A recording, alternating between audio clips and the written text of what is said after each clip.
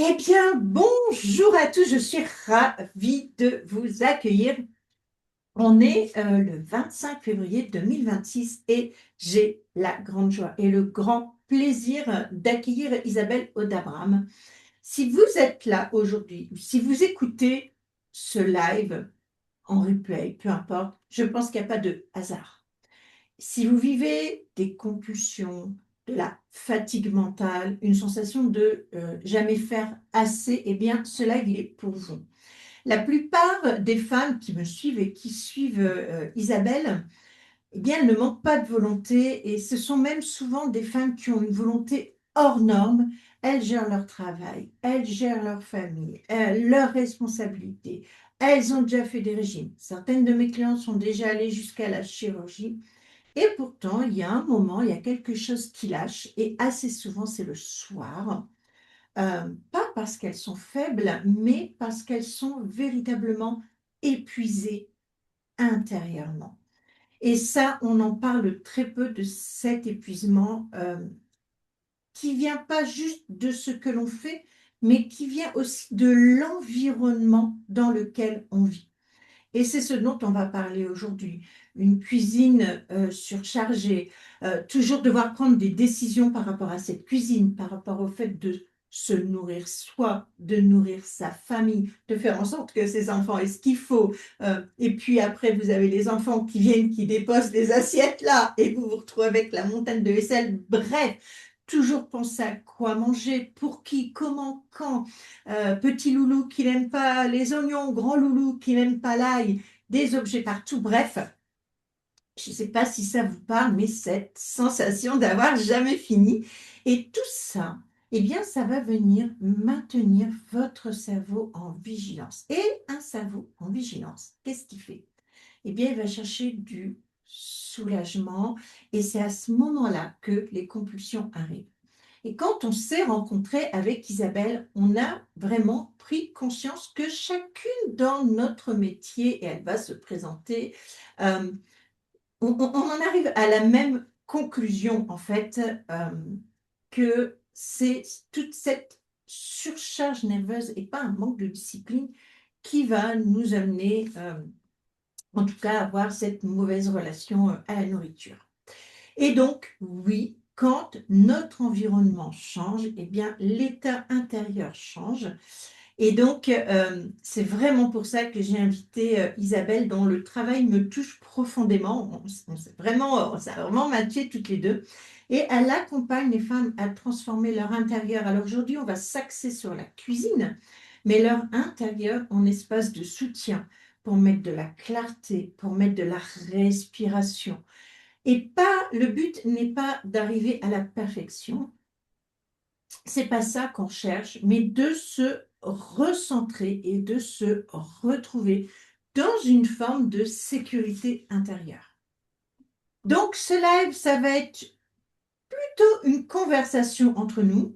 Restez bien aussi jusqu'au bout parce qu'on va vous donner des clés concrètes que vous pourrez appliquer dès aujourd'hui, dès la fin de ce live. Et peut-être que aujourd'hui, dans ce que vous vivez, les questions que vous vous posez, euh, je ne sais pas, combien d'entre vous pensent toute la journée à ce qu'il faut faire à manger pour la famille, ou qui se demandent, mon Dieu, j'ai pas été là ce midi, comment je vais retrouver ma cuisine ce soir, ou qui décide tout dans la maison, ou qui a la sensation que c'est jamais fini en fait. D'accord? Tout le monde est couché dans la maison et le soir, c'est pas fini pour elle. Donc, la charge mentale qui est une surcharge décisionnelle, si je puis dire, trop de décisions qui vont faire, en tout cas pour les neurosciences, une fatigue préfrontale, et puis la fatigue qui va, de tout cet intérieur, mener à un retour au mode automatique, et mode automatique que j'apaise en mangeant. C'est de ça dont on va parler, et quand ton cerveau est fatigué, ben, il ne cherche pas l'équilibre, il cherche à se soulager. Eh bien, je vais laisser la place à Isabelle, que j'ai rencontrée et qui va nous expliquer comment elle a compris, comment elle accompagne tranquillement dans une conversation l'importance de l'environnement, le rôle que ça joue dans la vie des femmes. Isabelle, je te laisse te présenter et puis, eh bien, on y va pour les premières questions finalement. Ben, pourquoi une cuisine désorganisée va-t-elle fatiguer notre cerveau? Merci Sylvie pour l'accueil. Bonjour à toutes. Je suis ravie d'être ici aujourd'hui parmi vous, avec la langue qui fait un petit peu des siennes. C'est toujours amusant. Et voilà, mais Sylvie, elle a super bien expliqué comment je travaille, en quoi ça consiste. Donc pour moi, la cuisine, comme toute autre pièce de la maison, ça regorge de petits secrets qui vont déterminer la façon dans laquelle on bouge dans notre maison et comment on se met en lien avec l'alimentation, comment fonctionne notre cerveau quand on rentre dans une cuisine encombrée et qui nous fait faire un pas en arrière, et surtout, comment sortir de cette dynamique qui, au lieu de nous soutenir, nous draine encore plus d'énergie. Donc, si tu as des questions, vas-y, je suis prête. Alors, finalement, pourquoi cette cuisine dans laquelle on rentre, qui est désorganisée, ça vient fatiguer notre cerveau et faire ce que tu viens de dire, justement, ce pas en arrière où finalement on a envie de se sauver, quoi. Alors, pour moi, chaque objet qu'il y a dans la cuisine nous fait arriver une pensée. Un objet, une pensée. Je vois les soreurs de salade. Il faudrait que je cuisine de la salade et j'en ai pas. Je vois peut-être un extracteur de jus que je me suis acheté, il faut manger un petit jus le matin parce que ça fait du bien pour le corps. Oui, sauf que ça demande d'acheter des fruits. Donc je pense, ah, il faut que j'achète des fruits. Et après, il faut les nettoyer. La charge mentale de nettoyer un extracteur de jus, et surtout si c'est le mari qui l'utilise, et après c'est à nous de le nettoyer. Donc, plus d'objets il y a dans l'environnement, plus de pensées qui arrivent, et ça, on entre en surcharge émotionnelle, mais en 2 secondes. Hmm. Et vous allez peut-être vous dire, ben, on va tout ranger dans les placards et comme ça, on l'aura pas. Quelquefois, on peut diminuer un petit peu, mais quand on va ouvrir le placard, on va avoir le même souci. Donc, c'est de là où vient l'idée de trier. Donc, si je comprends bien ce que tu es en train de dire, Isabelle, le désordre, alors déjà, le désordre du fait que les objets soient posés comme ça, accessibles à la vue, va maintenir un état de vigilance, Mhm. ok, et qui peut effectivement à long terme mener sur cette surcharge mentale. Et voilà, souvent, moi, mes clientes elles compensent cette surcharge mentale en mangeant. Mais tu vas plus loin en disant que oui, l'objet, il est quand même là dans l'armoire, si on s'en sert pas. Donc, qu'est-ce qu'on fait à cet endroit-là? Alors, quand on a des objets dans les placards et qu'on s'en sert pas, après, il n'y a pas un gros souci. Tu peux avoir un appareil raclette, tu l'utilises une fois ou deux par an, c'est pas un souci. C'est pas non plus, ah, je vais jeter tous les objets à la poubelle parce qu'ils me polluent le quotidien. On lève un petit peu le pied et on observe. Moi, je me dis toujours de voir l'objet comme si c'était ton ami, comme si c'était ton ennemi. Quel est ton rapport à l'objet? Un objet qui te... Ben, un exemple très pratique. Tu sais, le couteau, à chaque fois que tu l'utilises, il ne coupe pas bien. Ce couteau, il est en train de perturber ton quotidien d'une façon énorme. Peut-être jeter ce couteau à la poubelle et avoir un couteau qui coupe correctement, ça va te donner envie de couper les aliments correctement et de mieux cuisiner. Donc, avec les appareils qu'on n'utilise pas, l'extracteur de jus par exemple, je prends toujours cet exemple car ça m'est arrivé. C'est mon ex-conjoint qui l'avait acheté parce qu'il avait envie de manger sainement. Donc, j'ai envie de manger sainement, je m'achète mon extracteur de jus. Sauf que après, quand il faisait ses jus, c'est qui nettoyait l'extracteur? Isabelle. Donc, une fois ou deux, ça me va. À la troisième, j'ai dit, ben, nettoie toi l'extracteur, tu sais. Mais monsieur, il le faisait pas. Donc, Isabelle, à chaque fois qu'elle voyait l'extracteur, bon, finalement, on s'est séparés. Et curieusement, c'est moi qui ai gardé l'extracteur. Parce que bien évidemment, il n'avait pas envie de le nettoyer, donc il l'a pas emmené avec lui. Et Isabelle, elle aime aussi les jus de légumes et les jus de fruits, tout ça. Je trouve que c'est très bon. Sauf qu'Isabelle, c'est une grosse flemmarde. Et moi, préparer des jus, non. Donc, je l'ai fait une fois ou deux. J'ai nettoyé mon extracteur et je l'ai mis dans le placard. Et à chaque fois que j'ouvrais mon placard, je me disais, ce serait bien que je fasse des jus parce que, en fait, ce serait bien, ça va nettoyer le corps. Et je me racontais toute l'histoire qu'on connaît toutes déjà. Et un jour, je me suis rendu compte que j'en avais marre de me foutre la pression avec cet extracteur de jus. Si je ne fais pas de jus, ben tant pis, je vais pas mourir. Si je ne bois pas de jus, j'irai faire un brunch le dimanche et j'aurai mon jus. Donc j'ai décidé d'échanger mon extracteur contre des ourlets pour un pantalon. Je me suis dit, est-ce que nos couturiers auraient envie d'un extracteur? Et j'ai posté sur Facebook, sur un groupe d'échange entre Palois, s'il n'y avait pas quelqu'un qui faisait faire des ourlets, et moi je lui offrais mon extracteur en échange. Deal fait en un week-end, j'ai récupéré mes ourlets. Au revoir l'extracteur, bonjour à la place dans mon placard, et bonjour aussi au vide dans ma tête. Excellent. Et alors ça, je trouve que c'est vraiment une excellente idée. Merci pour ce partage. Donc, si je reprends ce que tu viens de dire, en un, on s'observe, on apprend à s'observer. Tu parlais du couteau qui coupe pas et que ah, il m'agace ce couteau et puis voilà, je suis un peu pris dans ma routine, dans ma vie et à la limite, comme je ne m'observe pas, je prends pas le temps justement de me dire mais en fait ce couteau, ou bien je l'aiguise ou bien je le jette, comme tu disais très justement.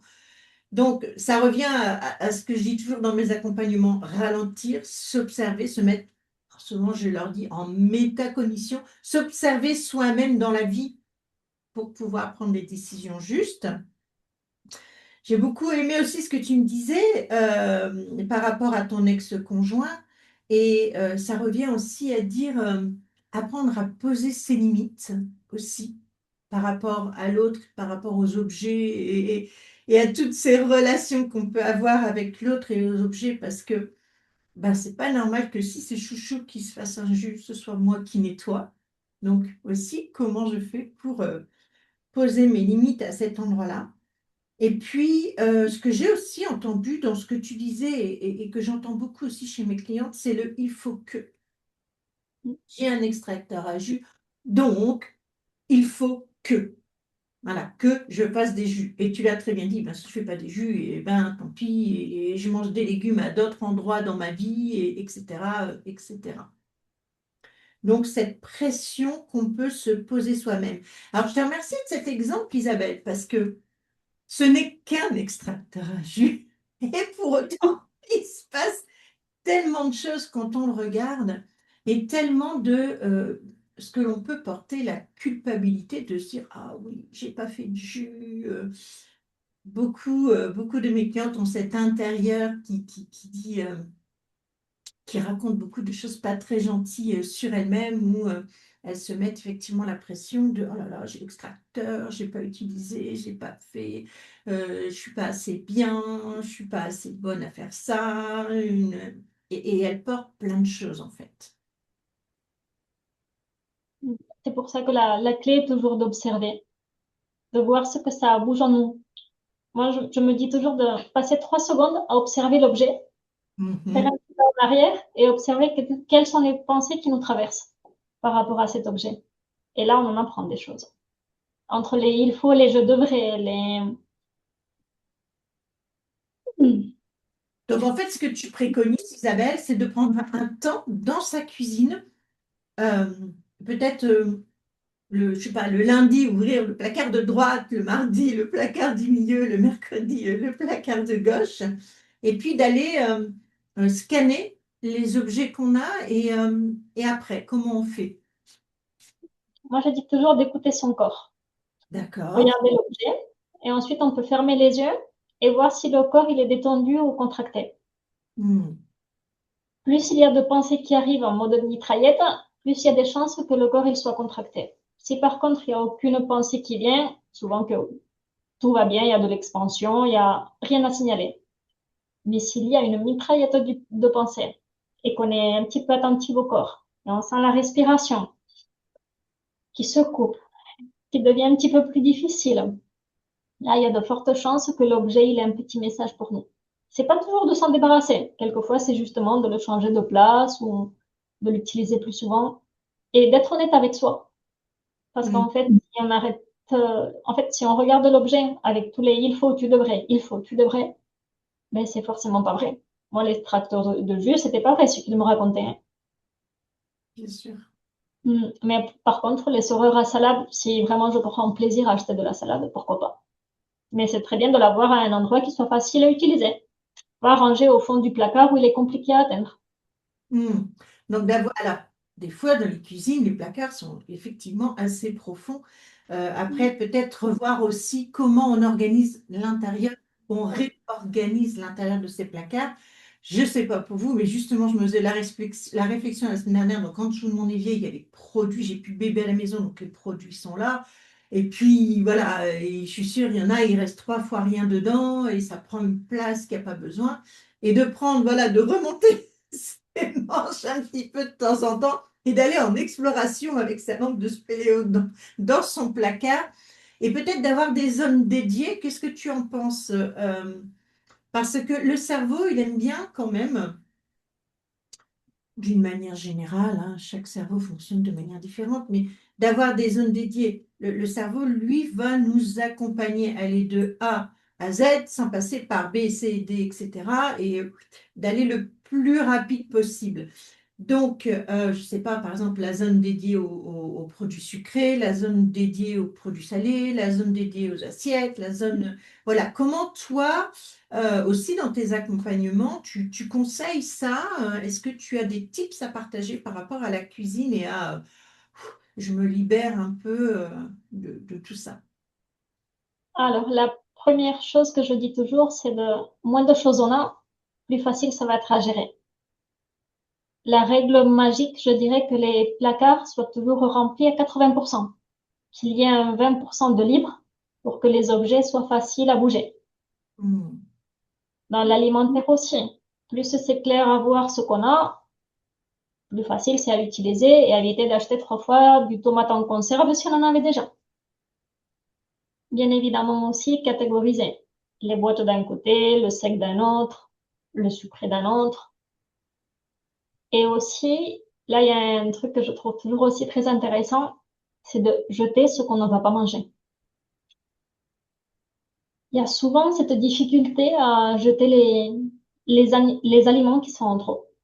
Et du coup, Hmm. ça commence à polluer l'espace. Je le jette pas car j'ai ouvert une sauce, elle est pas très bonne, mais je vais quand même la garder parce qu'en fait, elle est pas périmée. Ok, elle est pas périmée, mais t'aimes pas la sauce. Tu vas peut-être pas la manger. Donc, ça demande de s'asseoir quelquefois avec la sauce. Tu t'assois dans ta cuisine avec ta sauce dans la main. Tu peux la remercier d'avoir passé avec toi ce repas et lui dire, mais je suis bien désolée, j'ai pas envie de remanger de cette sauce. Et eh bien, elle peut partir à la poubelle ou si tu connais quelqu'un qui aime la sauce, tu lui refiles et voilà. Mais plus on désencombre les espaces, plus facile c'est de les organiser. Et Hmm. par exemple, les affaires du four, c'est bien d'avoir toutes les affaires du four ensemble. Pareil, les verres, les assiettes, si tu as un lave-vaisselle, autant qu'il soit facile à ranger une fois qu'on les sort du lave-vaisselle. Ouais. La règle d'or, c'est aussi que ce soit pratique et en fonction de ton utilisation. Si tu manges raclette une fois par an, ça par contre, tu peux le mettre en haut du placard. Le jour où tu en auras besoin, tu prends l'escalier, tu le prends. Mais ne mets pas en haut du placard quelque chose que tu as envie de manger souvent. Par exemple, je ne sais pas, des pois chiches. Les pois chiches, peut-être tu les utilises pas tous les jours, mais si tu les mets là-bas, tu les vois pas, c'est pas très sûr que tu ailles les manger. Donc, se faciliter la vie avec l'organisation. Après, chaque cuisine a aussi ses spécificités. Donc, pas de recette universelle non plus, mais regarder son quotidien. Qu'est-ce que tu utilises le plus? Qu'est-ce que tu prends le plus plaisir à utiliser? Il y a peut-être, je ne sais pas, des casseroles que tu n'aimes pas utiliser, mais celles-là, peut-être tu peux les mettre plus au fond ou t'en débarrasser et que celles que tu aimes le plus utiliser, elles soient plus accessibles. Je me dis toujours qu'avec 20% de vide de place, hein, et les choses qu'on utilise au quotidien, facilement accessibles et plaisantes à utiliser, ben, c'est pas du tout pareil quand ça te plaît d'utiliser un ustensile que quand ça te plaît pas. Et je pense par exemple mon mixeur, il fait un bruit infernal. Pour l'instant, je n'ai pas eu l'occasion de le changer, mais à chaque fois que je l'utilise, je me dis, il faut que je change ce mixeur. Donc voilà. C'est être attentive à ce genre de petits détails qui font que je fais moins de soupe que ce que je voudrais parce que j'aime pas le bruit du mixeur. C'est amusant ça, hein, comme quoi ça peut venir impacter à des endroits qu'on ne soupçonne même pas en fait. Mm. Mm. J'aime beaucoup quand tu parles cet exemple de sauce. Euh, Beaucoup de mes clientes ne finissent leur assiette parce qu'on leur a dit que oui, mais tu te rends compte, tes grands-parents, ils ont fait la guerre, donc on ne jette pas. Et on est obligé de venir à un moment remercier aussi cette croyance qui nous a peut-être soutenus étant enfants pour manger de tout et qui maintenant, en tant qu'adulte, a besoin de partir comme un objet, en fait, dès lors qu'on a su l'identifier, cette croyance, et de dire, mais mon corps n'est pas une poubelle. Je me respecte, je me donne de l'amour, je m'honore en ne finissant pas cette sauce. Et effectivement, si ça me tord un peu les boyaux de la jeter, on n'aime pas jeter. Je veux dire, d'une manière générale, on n'aime pas jeter. Effectivement, bien l'emballer, la proposer à quelqu'un, un voisin, un ami, c'est tout à fait faisable. J'aime beaucoup cet exemple. Après, quelquefois aussi, je propose d'écrire une petite lettre pour l'objet ou pour l'aliment dont on va se débarrasser. Une petite lettre, juste quelques mots. On le remercie pour le temps qu'il a passé avec nous, pour les services qu'il nous a prêtés. Et on lui donne la permission d'aller dans une nouvelle vie.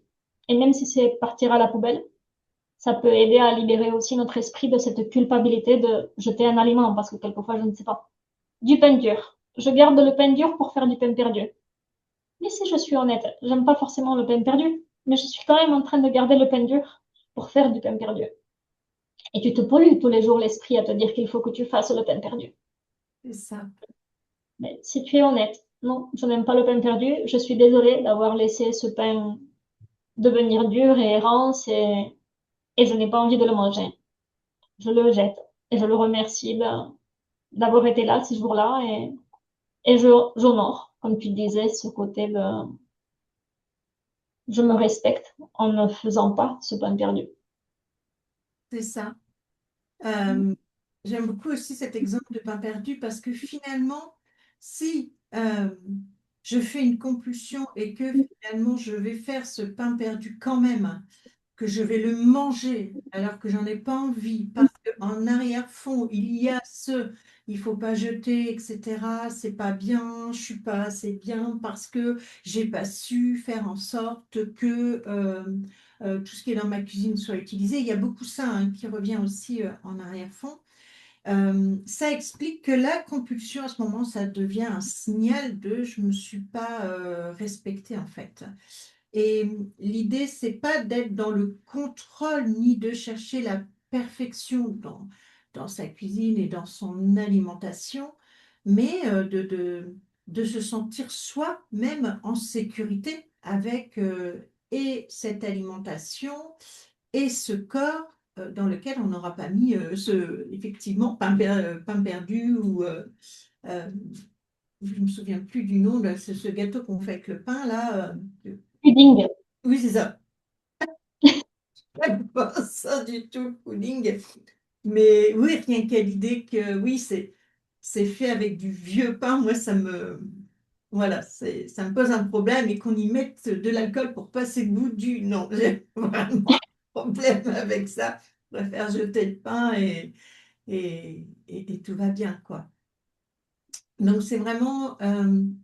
Je pense que c'est travailler sur sa sécurité intérieure, ce que tu es en train de dire, et ce qu'ont besoin aussi de ressentir ces femmes par rapport euh, tant aux objets qu'aux aliments. Donc les objets que je vais voilà, faire un deal contre des ourlets, je trouve ça juste génial. Les aliments où je vais jeter, ou je sais pas, où je peux faire du compost aussi. Ça peut être, si j'ai un jardin, pourquoi pas une solution. Moi, je fais du compost ici. Euh, et donc, travailler sur cette sécurité extérieure de j'enlève des objets, je respecte les 80%, je laisse de l'espace pour bouger les objets, va permettre de travailler sur sa sécurité aussi intérieure. En fait, les deux sont intimement liés. Et je pense que ça, tu dois le voir aussi, toi, dans tes accompagnements, Isabelle. Par rapport à la sécurité intérieure, Ouais, Oui, en fait, on se rend compte que plus on met de conscience sur les objets qu'on aime utiliser, les aliments qu'on aime manger, et plus on se sent rassuré. Mais pas parce qu'on s'oblige à utiliser la chose ou à la manger, mais tout simplement parce qu'en fait, ça devient tellement évident de dire, mais j'aime ça et je me sens en paix quand je le mange ou quand je l'utilise. Et pour moi, c'est ça qui fait toute la différence. C'est la paix que l'on ressent lorsqu'on mange quelque chose qui nous fait vraiment plaisir à manger, qu'on le déguste, qu'on a, je ne sais pas, pour moi, c'est comme si tu avais les papilles gustatives qui font, et un objet, couper avec un couteau qui coupe correctement, utiliser des belles assiettes avec la proportion qui te fait du bien. Pour moi, ça, il y a quelque chose qui relève de la magie presque.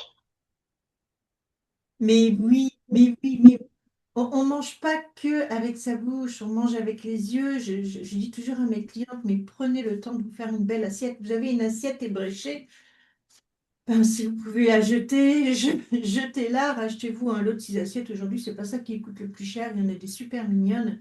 C'est super important d'avoir des jolis couverts, de prendre le temps de s'aimer et de s'honorer, hein. Je parle beaucoup d'amour dans la relation à soi, la relation au corps, mais ça en fait partie de se préparer son assiette sans grignoter, parce que j'ai aussi beaucoup de clientes qui me disent, comme je suis stressée parce que j'ai dû gérer beaucoup de choses dans ma journée, plus gérer ma cuisine, et là maintenant on sait comment il faut baisser le système nerveux, calmer le système nerveux grâce à toi. Et donc, faire à manger avec des bons, une belle cuillère, enfin bref, sans grignoter et arriver à table en ayant vraiment faim et en se régalant d'abord, en se prenant le temps, on parlait tout au début de cet échange de l'observation des objets, mais aussi de l'observation de son assiette avant de manger et se mettre en paix avec soi-même, en sécurité intérieure avec soi-même, juste devant son assiette, en se disant, waouh, il y a des couleurs, j'ai pris le temps de faire ça pour moi, pour m'honorer, pour me respecter. Et seulement là, on commence à, voilà, on regarde, on sent et ensuite on mange. Tout ça, je pense que c'est un process et on oublie trop souvent, en tout cas, et je suis vraiment ravie que tu aies accepté qu'on fasse ce live parce que mes clientes oublient vraiment trop souvent que le process qui te mène à ce moment où tu mets dans ta bouche passe par tout ce que tu viens d'expliquer en fait. De libérer de l'espace, de dire au revoir aux objets dont on n'a plus besoin pour pouvoir préparer un repas en toute sérénité. Et puis manger en paix, quoi, en fait. Et même se sentir en paix dans la cuisine. Si tu rentres dans un espace où rien que de rentrer, tu te sens à l'étroit parce que tu n'arrives pas à bouger correctement, parce que tu vois des objets qui t'envoient plein d'informations, la vaisselle sale ou un excès de poubelle, ça te donne envie de partir en courant de ta cuisine. Mhm. Et souvent, mais justement, comme tu disais, quand tu as une journée où tu as été occupé, personne ne l'a fait à ta place, et tu arrives et tu retrouves plein de vaisselle, plein de poubelles, je me dis toujours, commencez toujours par ça. Au moins, ça dégage de l'espace, ça dégage de la vue, et enlever les saletés, quelque part, c'est comme si on se nettoyait l'âme. J'aime bien même un petit peu quelquefois le côté spirituel ou émotionnel dans chaque action. En fait, Bien sûr. tu fais dégager la poubelle et les assiettes sales et tu as l'impression que tu as déjà fait 80% du travail dans ta cuisine. Et c'est magique, tu n'as même pas eu besoin de nettoyer le plan de travail. Rien que ça fait C'est la ça. différence. C'est ça. Mais tellement de prendre l'habitude. Moi, je ne peux pas commencer une action sans que mon plan de travail soit dégagé. Mon Mhm. mari, lui, ça ne lui pose pas de problème qu'il y ait des objets. Le plan de travail est propre, mais qu'il y ait des objets, qu'il reste une bouteille d'huile. Et moi, j'ai besoin de faire d'abord place nette pour être vraiment concentrée sur le fait de faire ce repas pour moi, pour mon corps. Quand je parle de s'honorer, c'est ça aussi, hein, la spiritualité, l'émotionnel. Manger, c'est bien sûr un besoin vital, mais au-delà de ça, c'est une communion avec son corps. Je trouve vraiment ça super, super important de le voir comme ça. Ouais, j'ai besoin d'abord de ranger, de nettoyer.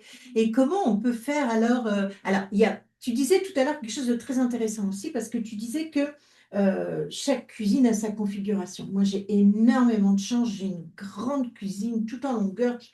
Moi, je voulais une grande cuisine pour recevoir des gens. Donc, voilà, j'ai beaucoup d'espace. Donc, tout va bien. Mais ceci dit, quand on a beaucoup d'espace, on met aussi beaucoup de choses, hein. Mais c'est vrai qu'il y a des gens qui ont des tout petits espaces. Voilà, on fait aussi avec ce qu'on a. Par contre, comment est-ce que tu as des tips, toi, pour, j'ai envie de dire, poser ses limites par rapport à sa famille? Et moi, je vous donnerai un de mes tips après, pour que eux aussi respectent notre espace à nous, en termes d'objets et de, voilà, je te pose les assiettes, je te pose les machins. Bonne question. Et pas évidente. Parce que quelquefois, on a beau dire à la famille qu'on souhaiterait X chose et on ne l'obtient pas. Hmm, Alors, moi, ici, je parle toujours de donner l'exemple. Si hmm. moi-même, je laisse le plan de travail dégagé et l'autre vient me l'encombrer, c'est facile de détecter qu'il a encombré. Et après, si on dit à l'autre personne de ne pas le faire et elle continue de le faire, souvent c'est qu'il y a un automatisme en elle qui fait qu'il encombre le plan de travail. Donc ça, c'est un petit peu moins marrant. Il faut, entre guillemets, faire un petit peu la psy, mais aller voir qu'est-ce qui se cache dans le fait qu'il arrive et il laisse ça directement là. Là, je ne sais pas, je pense aux courses. Il arrive de faire les courses, il te dépose le truc, allez, c'est toi qui range. Qu'est-ce qui s'est passé? Mais peut-être poser la question. Peut-être il était pressé, il devait aller au WC. Peut-être il a reçu un coup de fil. Qu'est-ce qui s'est passé? Quand tu comprends, c'est plus facile à désamorcer. Et après, pas de grand mystère, dire de faire les choses à deux. Ok, ben toi tu me pâtes les trucs, moi je les mets dans les placards. S'il arrive pas tout seul, mais faire à deux et attendre que ça influence suffisamment pour qu'il le fasse tout seul, comme un grand. C'est ça, communiquer. C'est ça. Exprimer ses besoins. Je sais que moi, avec Chouchou, moi, j'aime bien faire la vaisselle et j'aime pas essuyer. C'est un truc que j'aime pas. Donc, moi, je fais la vaisselle. On a pas, je veux pas de la vaisselle. J'ai un problème, moi, avec la vaisselle, par contre. Donc, on fait la vaisselle à la main et lui, il essuie, en fait. Et je sais qu'il y a des objets, il ne range jamais. Et en fait, en communiquant, je me suis rendu compte, c'est parce qu'il oublie tout le temps où est-ce que ça se range. Donc, comme il est plus sûr, et que moi, Mm. après, j'aime pas perdre du temps à chercher où lui, il aurait potentiellement pu poser l'objet, ben, il le laisse là et moi, je prends le relais sur certains objets parce que je sais pas, ça rentre pas. Bon, en même temps, j'aime bien tout le temps changer toute place, donc je suis assez coquine là-dessus. J'aime bien quand les choses, j'aime bien le changement en fait. Mais, communiquer et de comprendre au lieu d'agresser l'autre. Ah, mais t'as pas encore rangé le truc ou voilà. Mais pourquoi tu l'as pas rangé? Qu'est-ce qui se passe? Ou peut-être juste ils ont été couvés par maman et maman elle a dit non, non, range pas. Et du coup, à l'âge adulte, ben, ils ont continué comme ça avec nous. Et c'est à nous en douceur aussi d'aller visiter ça. Et euh, ce qui est important aussi à comprendre, les filles, c'est que un changement, il y a des études qui ont démontré que c'est entre, alors on nous dit 21 jours, mais c'est pas vrai, hein. Ça va jusqu'à 154 jours selon les études, et la moyenne, c'est de 64 jours pour installer une nouvelle habitude, en fait. Mais 64 jours d'affilée, d'accord? Ce qui fait que si Chouchou, pendant 15 jours, il a bien mangé, et puis qu'après, il arrête pendant une semaine, il faut recommencer. Donc, il faut aussi que vous ayez conscience de ça et que vous soyez souple aussi à ce niveau-là et d'exprimer vos besoins. Ça me fait penser, il y a des années, avec mon premier mari, je lui avais demandé, à l'époque, j'avais un lave-vaisselle. C'est peut-être de là que ça me vient, mon problème avec les lave-vaisselle. Je lui demande de ranger le lave-vaisselle et en fait, il me met tous les couverts à l'envers. Enfin, tu vois, ça nettoie au-dessus, mais quand tu les mets à l'envers, dans le fond, ça va pas.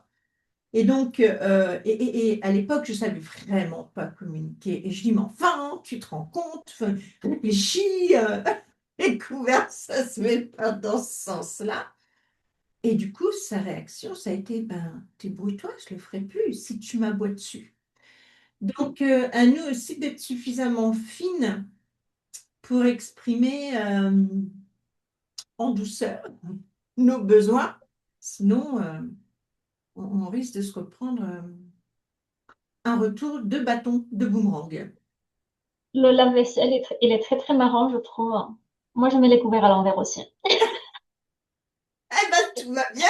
Si toi, ça te va, il n'y a pas de sujet. Oui, oui, oui.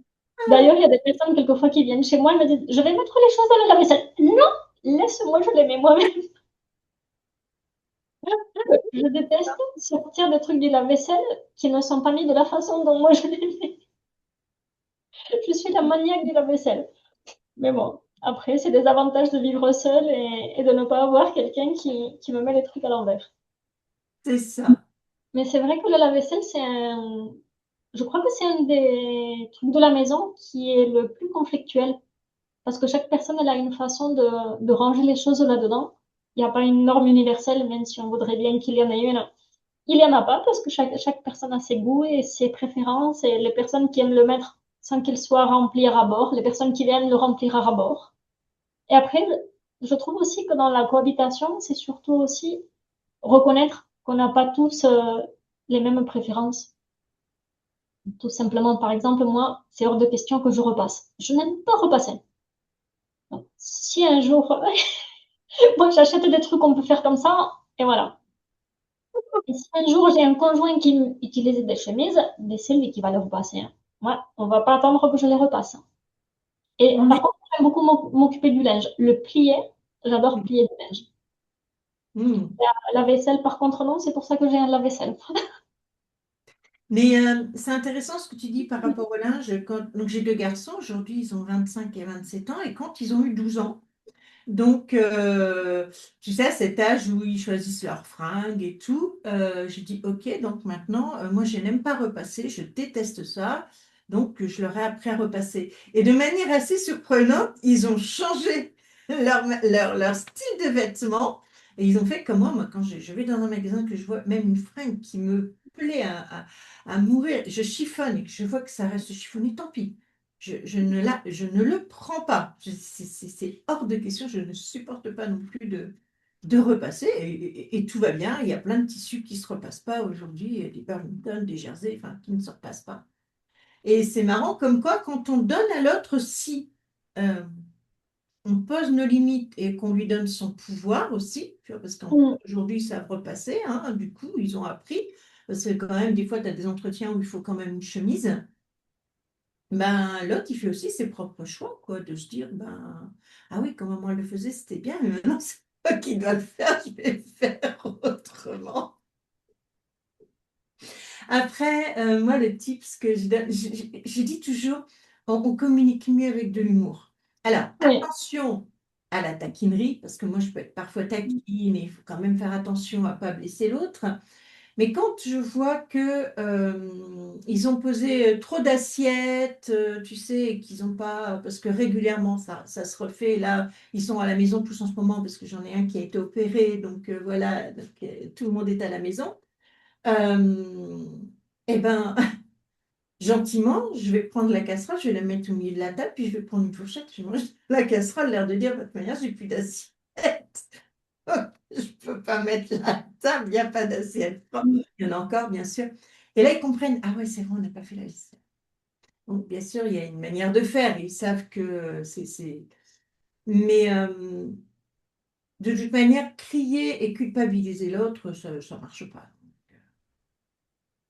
Autant essayer d'amener ça avec de l'humour. Et avec les enfants, je trouve que les autonomiser depuis qu'ils sont bien petits, c'est très utile aussi. Parce qu'en Mm. fait, quand ils sont tout petits, ils ont envie d'aider souvent, aider maman à faire les choses et tout ça. Donc, leur donner des petites tâches adaptées à leur âge et leur permettre aussi de se tromper, de casser une assiette, de casser un verre. C'est aussi leur façon d'apprendre et de pouvoir contribuer à la vie de la maison. Et ne pas attendre qu'ils aient 12 ans pour qu'ils commencent à faire des choses dans la cuisine. C'est trop tard. Ah, il faut commencer quand ils sont petits. Même s'ils sont tout petits, et c'est tout bête, hein. Il y a de l'eau qui s'est renversée. Ah, tiens, le chiffon, tu peux aller nettoyer l'eau. Et voilà. Même un petit garçon de 12 ans, il saura le faire. Mm. Mais leur apprendre depuis qu'ils sont bien petits à faire eux tout seuls. Participer à la vie communautaire. Ah. Mm. Mm. Mm. Eh bien, il est 11h40. Avec 40 minutes qu'on papote. Je trouve qu'on a vu beaucoup de choses, l'air de rien, dans tout ce qu'on a dit. Euh, Si vous sentez là, dans tout ce qu'on vous a dit, que ça vous parle, que voilà, on essaie d'y mettre de la légèreté aussi, de l'humour, mais c'est un véritable sujet, la charge mentale chez les femmes qui mène pour certaines aux compulsions alimentaires. Alors, il n'y a pas que ça, mais il y a ça aussi qui fait partie du package. C'est que si ça vous parle, si ça résonne, c'est qu'il y a certainement longtemps que vous vivez. Souvent, je fais ce geste-là, vous savez, la tête hors de l'eau en mode survie. Et ça, c'est pas bon pour votre corps. Et ça fait que votre taux de cortisol, votre système nerveux, il est en mode alerte en permanence. Et que tant que vous ne baissez pas ça, de toute manière, vous ne pourrez pas maigrir puisque le taux de cortisol haut empêche de maigrir. D'accord? C'est de la survie. Donc, tout ça, c'est de comprendre que on travaille sur débarrasser l'intérieur pour se faire du bien, l'intérieur de la maison pour se faire du bien à l'intérieur de soi, permettre à son système nerveux de un petit peu baisser la tension, pour permettre de libérer quelques compulsions, en tout cas les compulsions qui sont liées à ce problème-là, parce que je vous le dis toujours, les compulsions alimentaires que vous avez, que ce soit de la boulimie, de l'hyperphagie, etc., ne sont pas que d'un seul ordre. Et ça peut toucher plein, plein, plein d'autres choses. Mais en tout cas, si on peut déjà éliminer celle-là, c'est déjà pas mal. Et puis, dans nos accompagnements respectifs à Isabelle et moi, on va plus loin, on travaille sur la régulation émotionnelle, la sécurité intérieure, la relation au corps, parce qu'on a compris que pour Isabelle, l'environnement, donc la maison, c'est la porte d'entrée pour aller te sentir mieux à l'intérieur de toi. Et Isabelle et moi, on a décidé de vous offrir la possibilité aussi de nous rejoindre dans un programme de 21 jours qui commence lundi prochain, le 2.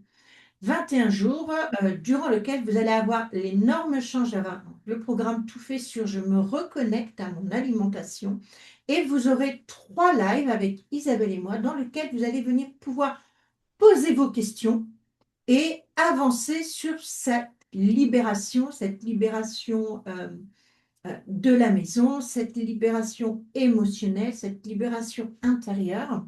Donc, on vous mettra le lien en dessous à la fin, parce que je ne pense pas que je puisse le faire autrement. Et puis, si vous avez des questions, je remettrai aussi le lien d'Isabelle.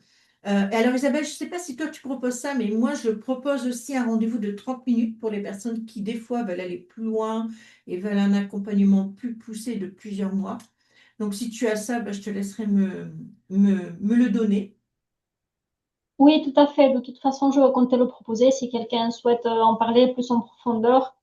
L'échange est toujours gratuit, sans engagement. Et s'il y a le feeling, peut-être ça pourra continuer dans un accompagnement plus long. Donc, C'est ça. ouverte à l'échange. Exactement. Moi, j'appelle ça l'appel clarté. Les personnes les personnes avec lesquelles je travaille, souvent, elles repartent au moins avec 3 grands points sur lesquels travailler. Euh, et puis, parce que parfois, c'est pas le moment où il peut y avoir plein de choses, mais aussi parfois, c'est le moment et puis, si tu sens que ça connecte, et que ça vibre et que c'est le moment, eh bien, on y va. Les beaux jours vont arriver.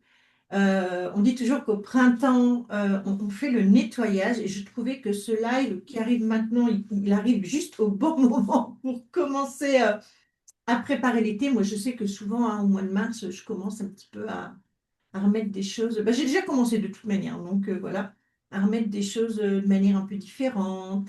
On ressent un petit peu l'énergie qui revient. Est-ce que tu voulais rajouter quelque chose, Isabelle?